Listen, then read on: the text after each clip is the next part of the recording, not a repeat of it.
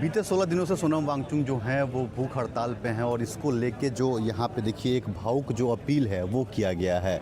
Dear Sonam Wangchuck sir, आपसे निवेदन है, प्लीज़ आप अनशन छोड़ दीजिए।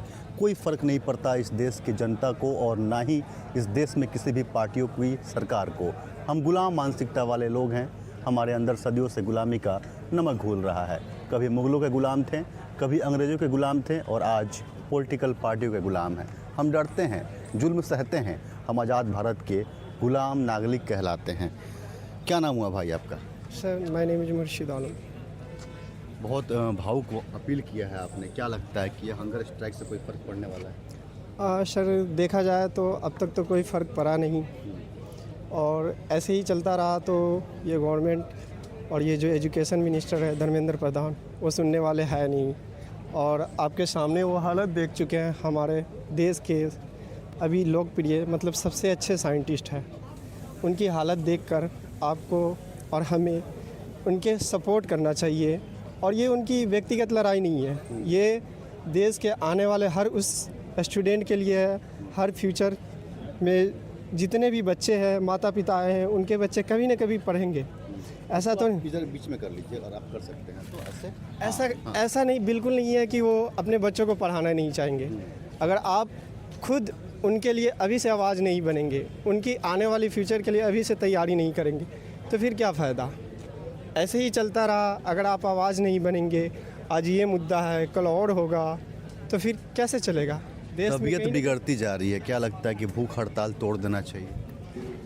मेरा पर्सनली मानना ये है कि उनका जो शारीरिक प्रभाव देखकर उन्हें भूख हड़ताल तोड़ देना चाहिए और इसमें भारत के नागरिकों को आगे बढ़कर सपोर्ट करना चाहिए। कोई और तरीका अपनाना चाहिए, सब एकजुट होकर उसे रिज़ाइन की मांग करना चाहिए और किसी एक व्यक्ति को पर्सनली उन्हें अकेला नहीं छोड़ना चाहिए कि आप मरते रहें और आप लड़ते रहें। सरकार की तरफ से अभी तक कोई सुनवाई नहीं हुई है, क्या?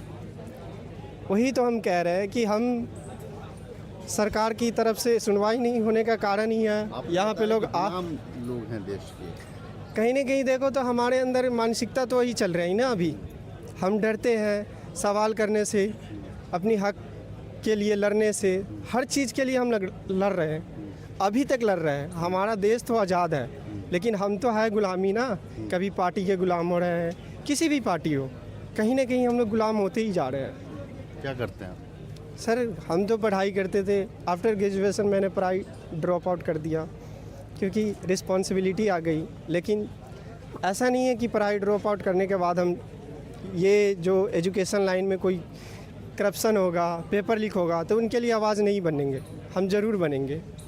सोनम वांगचुक जो हैं उनकी जो तबीयत है धीरे धीरे जो है वो बिगड़ती जा रही है क्योंकि 16 दिनों का जो वक्त है वो काफ़ी लंबा होता है। एक बार मैं बोलूँगा, दिखाइए, मंच पे हैं, स्टेज पे हैं, लेटे हुए हैं और सोनम वांगचुक लगातार 16 दिनों से जो है हंगर स्ट्राइक पे हैं और यही वजह है कि अब लोग जो है इस बात की मांग कर रहे हैं कि सोनम वांगचुक को भूख हड़ताल तोड़ देना चाहिए। लेकिन कांग्रेस जनता पार्टी ने एक अल्टीमेटम दे दिया है कि 20 जुलाई तक अगर सरकार की तरफ से कोई सुनवाई नहीं होती है तो हम जो हैं अब दिल्ली के सड़कों पे उतरेंगे। यहाँ पे और भी हमारे तमाम साथी हैं, हम इनसे बात